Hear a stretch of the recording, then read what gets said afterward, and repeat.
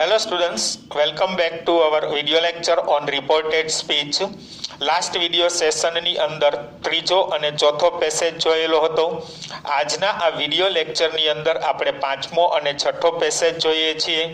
હવે પેસેજ જ્યારે આપણે કરીએ છીએ ત્યારે તમને અવનવી વાક્ય રચનાઓ જોવા મળતી હશે. આપણા રૂલ્સ જે છે એ કઈ રીતે એપ્લાય કરવાના હોય છે એ પણ તમને ખબર પડતી હશે. એટલે જેમ તમે પેસેજની પ્રેક્ટિસ કરતા જશો એમ તમને પેસેજ જે છે એની અંદર કોન્ફિડન્સ આવતો જશે. ખાલી 5, 7 કે 10 પેસેજ કરવાથી પૂરું નથી થતું. અને આમ પણ આપણે જે પેસેજ કરેલો છે એ જ પેસેજ પૂછાય એવી પણ કોઈ શક્યતાઓ નથી હોતી.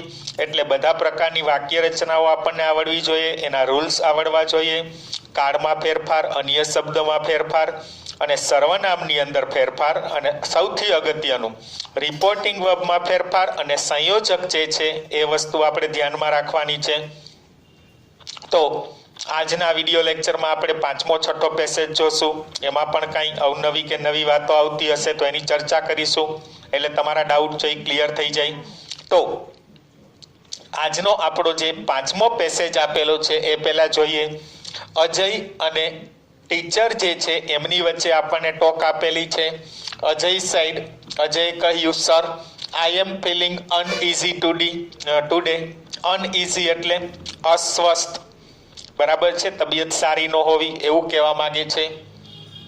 ટીચર સાઈડ એટલે એમ કહે છે કે આજે મને સારું નથી લાગતું.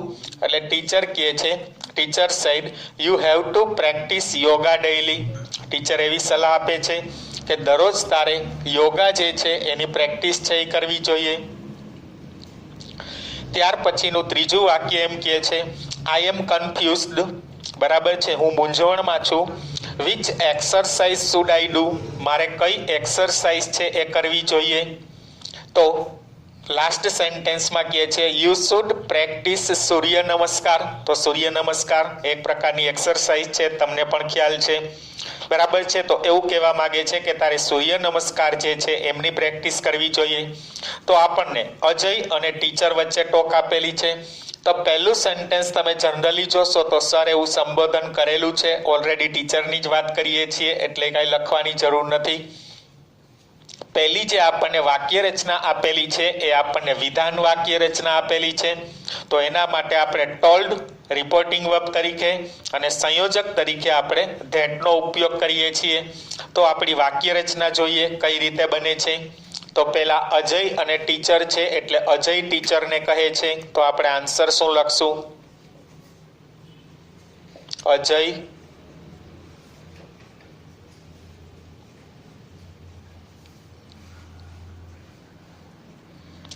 ટોલ્ડ ધ ટીચર, બરાબર છે, અજયે ટીચરને કહ્યું.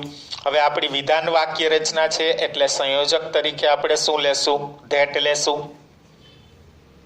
હવે આ આપણને સર્વનામ આપેલું છે, પ્રથમ પુરુષ છે, કર્તા વિભક્તિ છે. તો અજયને ધ્યાનમાં રાખી, બોલનારને ધ્યાનમાં રાખી અને એની આપણે કર્તા વિભક્તિ મૂકવાની. તો આઈનું શું થઈ જશે? હી. ત્યાર પછી એમ આપણને આપેલું છે, એમ એટલે સાદા વર્તમાન કાળની અંદર. તો એમિઝારનું આપણે વોઝવેર કરીએ છીએ એટલે હી સાથે શું આવશે? વોઝ. ત્યાર પછી ફિલિંગ આપેલું છે તો એમાં આપણે કાંઈ કરવાનું થતું નથી, ફિલિંગ. અને એમ કહે છે અનઇઝી. અને ટુડે આપેલું છે જેનું આપણે કરશું ધેટ ડે. તો આ આપણી વાક્ય રચના હતી. આ અન્ય શબ્દમાં ફેરફાર આપણે જે કહીએ છીએ, ટુડે હોય તો ધેટ ડે કરવાનું, ટુ નાઇટ હોય તો ધેટ નાઇટ કરવાનું. એ રીતે આપણે ટુડેનું શું કર્યું? ધેટ ડે કર્યું. તો પહેલો જે આપણો આન્સર છે એ આન્સર શું તૈયાર થાય છે? Ajay told the teacher that. Ajay told the teacher that he was feeling uneasy today. તો હવે ટીચર જે છે એ એમ કે છે you have to practice yoga daily. અહીંયા આપણને વિધાન વાક્ય રચના જ આપેલી છે, પરંતુ આપણે એક પ્રકારની સર છે એ સલાહ આપે છે, તો આપણે એડવાઇઝડ લખવું હોય તો લખી પણ શકીએ. ટોલ્ડ કયો તો પણ ચાલે, પરંતુ એક સલાહનો ભાવ રહેલો છે એટલે તમે એડવાઇઝડ શબ્દ છે એનો પણ ઉપયોગ કરી શકશું. તો અહીંયા આપણે ટીચર છે એ પોતે કહેવા માંગે છે, તો આપણે શું કહેશું? The teacher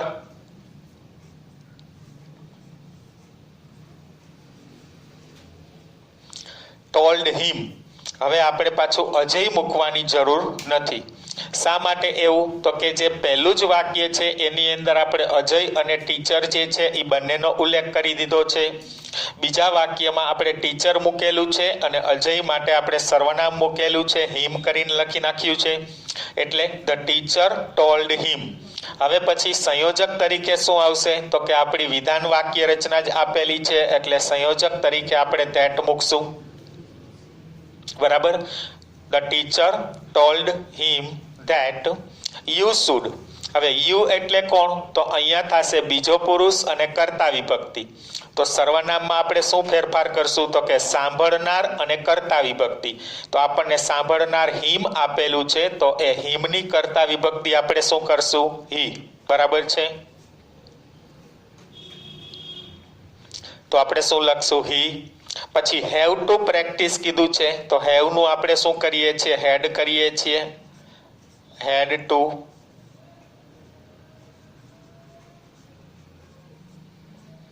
practice. The teacher told him that he had to practice. પછી યોગા આપેલું છે, તો નામ છે એમાં કાંઈ ચેન્જ નહીં થાય, અને ડેઈલી આપેલું છે.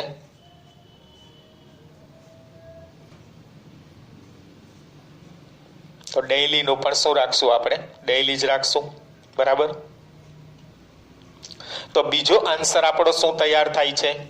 The teacher told him that he had to practice yoga daily. The teacher told him. બરાબર છે. એના પછીની વાક્ય રચના જોઈએ. પહેલા બે વાક્યમાં જો આપણને બોલનાર અને સાંભળનાર ને એવું બધું આપી દીધેલું હતું. હવે ત્યાર પછીની આપણી જે વાક્ય રચના છે, ત્રીજી વાક્ય રચના, એમાં એમ કહે છે કે આઈ am confused which exercise should I do. I am confused which exercise should I do. તો પહેલી જે વાક્ય રચના આપેલી છે એ આપણને વિધાન વાક્ય રચના આપેલી છે, અને બીજી જે વાક્ય રચના આપેલી છે એ પ્રશ્નાર્થ વાક્ય રચના છે. તો હવે તમે જોશો તો પહેલું વાક્ય અજય બોલે છે, બીજું વાક્ય ટીચર બોલે છે, તો આપણું ત્રીજું વાક્ય જે છે એ કોણ બોલતું હશે? સ્વાભાવિક છે અજય બોલતું હશે. તો અજય. બરાબર છે. ત્યાર પછી ટોલ્ડ હિમ. હવે અહીંયા હિમ આપણે કીધેલું છે, હર પણ કહી શકાય, કારણ કે ટીચર તરીકે સ્ત્રીલિંગ કે પુલ્લિંગ ગમે તે હોઈ શકે. તો અહીંયા હિમ લીધેલું છે, તો અહીંયા અજય છે, તો આપણે સ્વાભાવિક ખબર પડી જશે કે હિમ છે એ કેના માટે હશે? તો કે ટીચર માટે. તો Ajay told him that I am confused. હવે આઈ એટલે તો કે પ્રથમ પુરુષ અને કર્તા વિભક્તિ આપણને આપેલી છે. તો સામે આપણે શું કરીએ છીએ? બોલનાર અને કર્તા વિભક્તિ. તો બોલનાર કોણ છે? અજય. અજયની આપણે કર્તા વિભક્તિ મૂકવાની છે, તો એના માટે આપણે શું કરશું? હી. પછી એમ આપેલું છે, તો એમનું શું કરશું? વોઝ. અને કન્ફ્યુઝડ એટલે શું? મૂંઝવણ થવી. બરાબર છે. તો હી વોઝ કન્ફ્યુઝડ.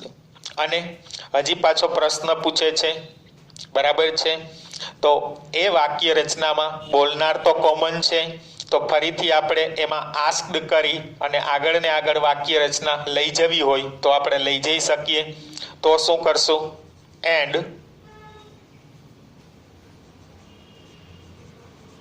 આસ્ક્ડ હિમ કયો તોય ચાલે, અથવા તો ધ ટીચર એવું લખો તોય ચાલે. And asked the teacher.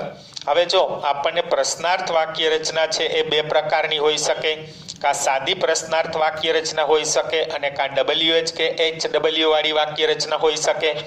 તો અહીંયા આપણે જોઈ શકીએ છીએ કે આપણને જે પ્રશ્નાર્થ વાક્ય રચના આપેલી છે એ WH કે HW વાળી વાક્ય રચના આપેલી છે. તો આપણે સંયોજક તરીકે ઇફ કે વેધર મૂકવાની જરૂરિયાત નથી. તો આપણે વિચ એક્સરસાઇઝ છે એ જ લખવાનું છે. And ask the teacher which exercise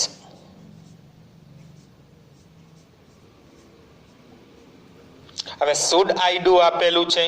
તો પહેલા પણ કીધેલું હતું કે ડાયરેક્ટ ઇનડાયરેક્ટ સ્પીચની અંદર ખાસ યાદ રાખવાનું છે, આપણને ગમે તે પ્રકારની વાક્ય રચના આપેલી હોય, વિધાન હોય, પ્રશ્નાર્થ હોય, ઉદ્ગાર હોય, આજ્ઞાર્થ હોય કે શુભેચ્છા દર્શક હોય, આપણે તો આન્સર હંમેશા વિધાનમાં જ રજૂ કરવાનો છે. તો અહીંયા should I do આપેલું છે એનું વિધાન શું થશે? I should do. હવે I એટલે કોણ થશે? તો કે પ્રથમ પુરુષ અને કર્તા વિભક્તિ.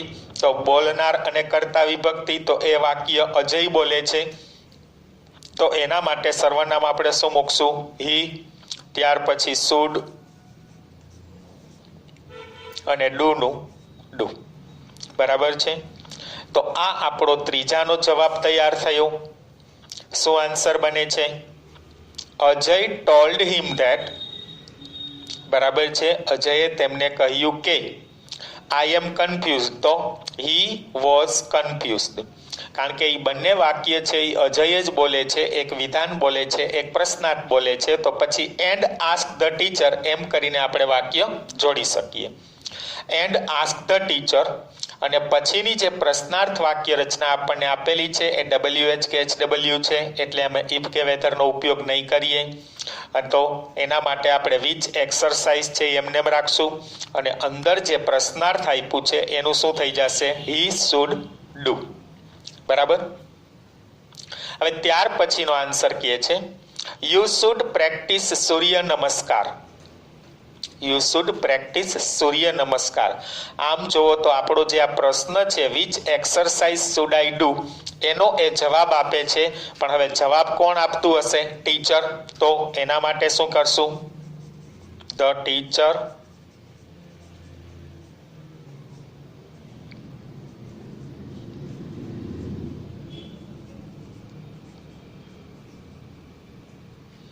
આન્સર્ડ અથવા તો reply.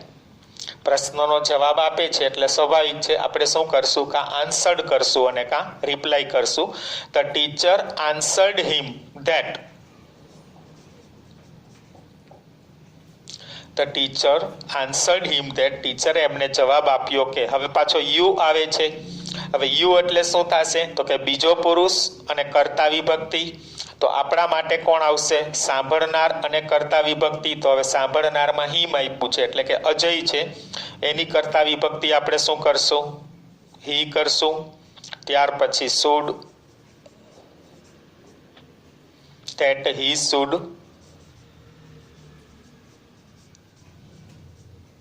Practice. He should practice અને ત્યાર પછી સૂર્ય નમસ્કાર કહે છે.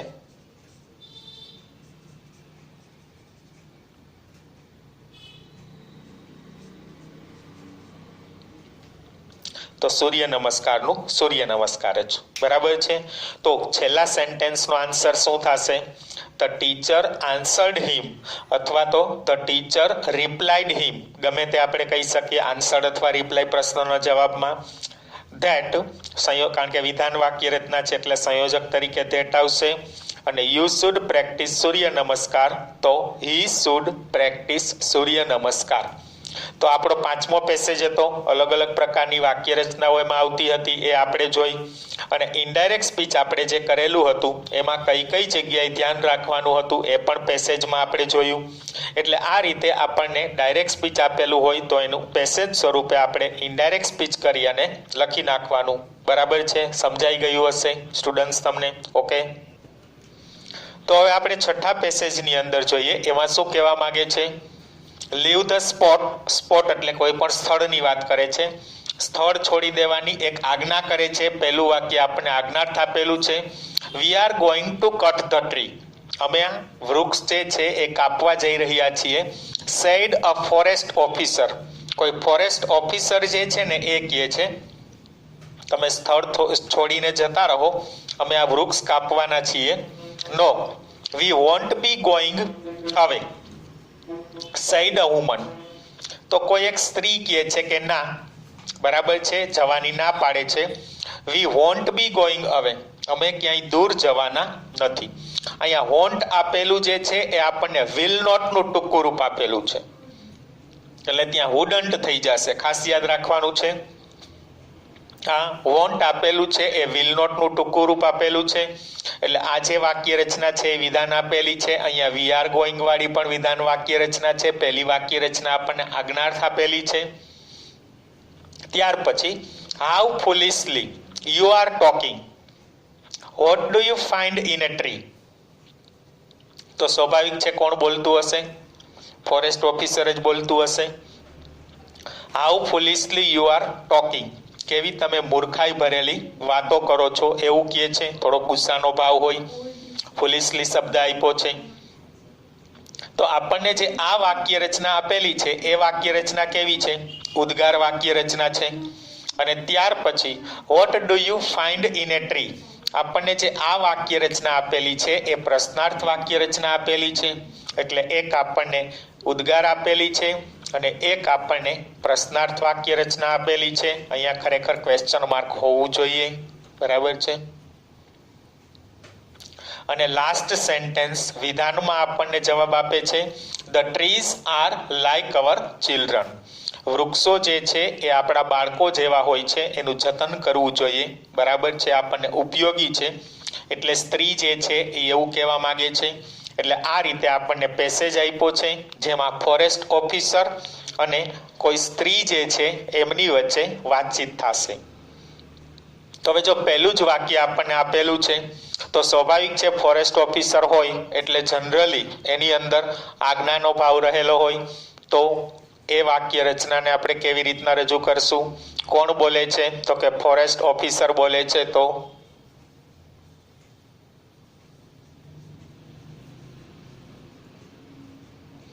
the forest officer ordered, કોને ઓર્ડર કરે છે? તો કે એક સ્ત્રીને, તો a woman. તો આપણને ખબર છે આપણને આજ્ઞાર્થ વાક્ય રચના આપેલી હોય તો જનરલી આપણે શું કરવાનું હોય છે? તો ટુ વત્તા વર્બથી આપણે જોડી દેતા હોઈએ છીએ. તો લીવ ધ સ્પોટ આપેલું છે એનું શું થઈ જશે? Two leave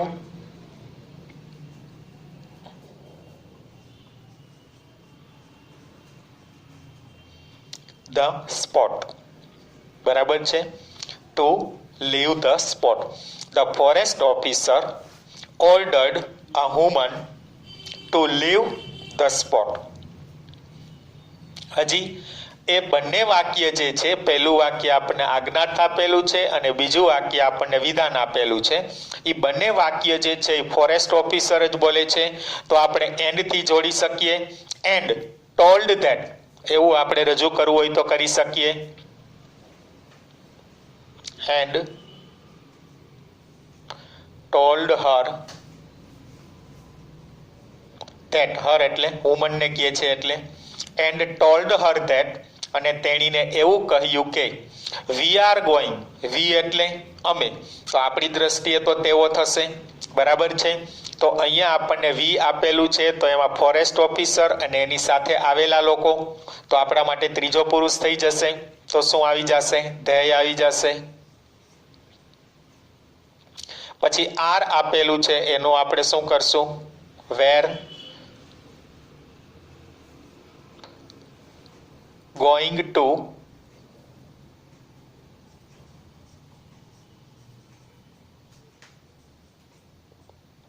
cut the tree, બરાબર છે. એટલે આખો પહેલો આન્સર જે છે પહેલા વાક્યનો એ આન્સર શું આપણો તૈયાર થાય છે? The forest officer ordered a woman to leave the spot and told her that, સ્થળ છોડવાને આદેશ આપ્યો અને એવું કીધું કે they were going to cut the tree. હવે સ્ત્રી જે છે એમનો જવાબ આપે છે, બરાબર છે, તો નો કહે છે એટલે આપણે શું કહેશું? આન્સર્ડ નેગેટિવલી અથવા તો રિપ્લાઇડ નેગેટિવલી એવું કહી શકશું, બરાબર છે, અથવા રિફ્યુઝડ એવું પણ કહી શકાય. તો શું કરશું? અ વુમન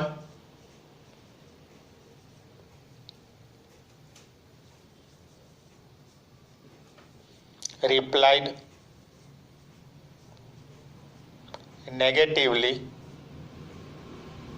and બીજું વાક્ય પણ વિધાન છે, બરાબર છે, a woman replied negatively and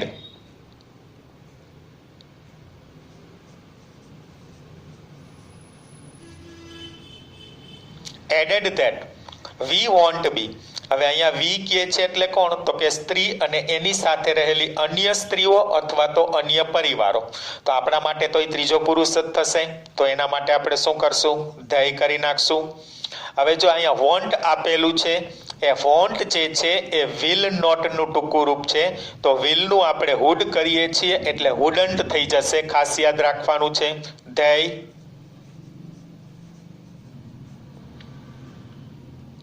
wouldn't be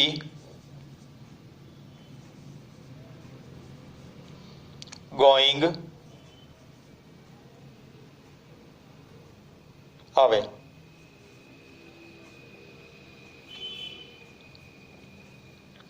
તો આપણો આ બીજા વાક્યનો આન્સર છે તૈયાર થયો. શું કહે છે? a woman replied negatively and added that they wouldn't be going away. તેઓ ક્યાંય જવાના નથી, ત્યાં જ ઊભા રહેવાના છે અને વૃક્ષ નહીં કાપવા દે એવું કહેવા માંગે છે. તો એ આપણું બીજું સેન્ટેન્સ થયું. હવે ત્રીજા સેન્ટેન્સની અંદર how foolishly you are talking. તો હવે એ વાક્ય રચના આપણને કેવી આપેલી છે? ઉદ્ગાર વાક્ય રચના છે અને સ્વાભાવિક છે, કાપવાની ના પાડે એટલે ગુસ્સાનો ભાવ હોય. તો ફોરેસ્ટ ઓફિસર છે એ એક્સક્લેમ્ડ વિથ એંગર એવું આપણે કહેવું પડશે. તો શું કહેશું? અ forest officer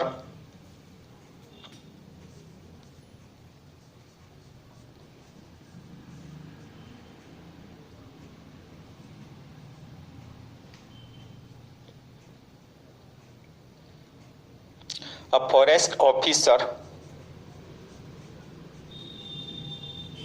exclaimed with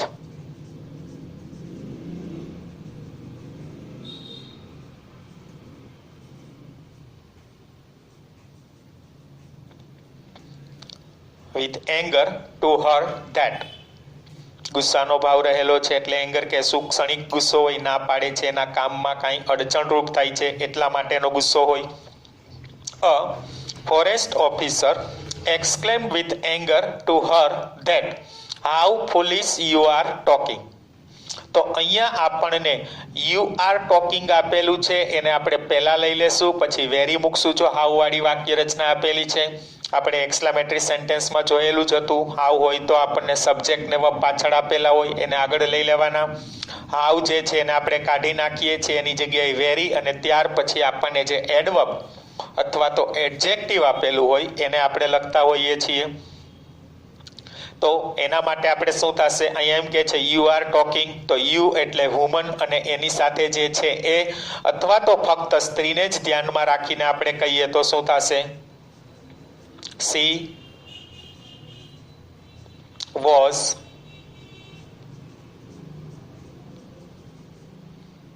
talking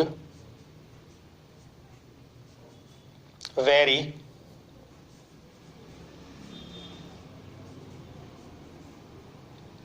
foolishly. વિધાન કર્યું આપણે. અહીંયા આપણને આપેલું છે ઉદ્ગાર, એ ઉદ્ગારનું આપણે વિધાન કર્યું એટલે આપણો આન્સર શું તૈયાર થયો? અ forest officer exclaimed with anger to her that she was talking very foolishly. અને ત્યાર પછી હજી આપણને પ્રશ્ન એમાં પૂછેલો છે, તો એ ફોરેસ્ટ ઓફિસર જ પૂછે છે. તો એમાં આગળ એડ કરવું હોય તો એન્ડ આસ્ક્ડ હર એવું કહી શકીએ. એન્ડ આસ્ક્ડ હર. હવે જો આપણને વાક્ય રચના કેવી આપેલી છે? પ્રશ્નાર્થ વાક્ય રચના આપેલી છે, બરાબર છે. તો હોટ જ સંયોજક તરીકે લેશું આપણે, તો હોટનું હોટ રાખીએ છીએ. હવે જો do you find in a tree, તો you find in a tree એવું થશે. તો યુ નું આપણે શું કરશું? કોને કહે છે? હરને કહે છે, તો સી થશે. હવે ફાઇન્ડ એટલે સાદો વર્તમાન કાળ છે, તો એનું આપણે શું કરશું? ફાઉન્ડ.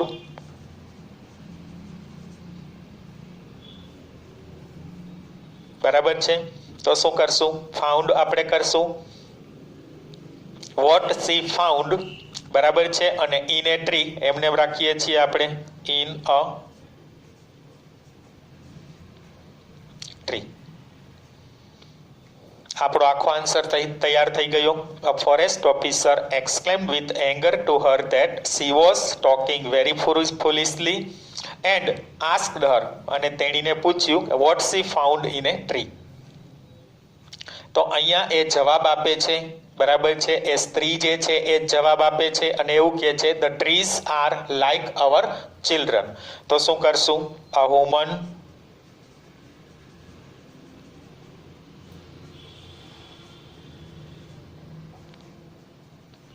replied him that, પ્રશ્નનો જવાબ છે એટલે રિપ્લાઇડ કરશું. The woman replied him that the trees were like our આપ્યું છે એટલે શું થઈ જશે? their થઈ જશે. their children. તો એ લાસ્ટ આન્સર થયો આપણો.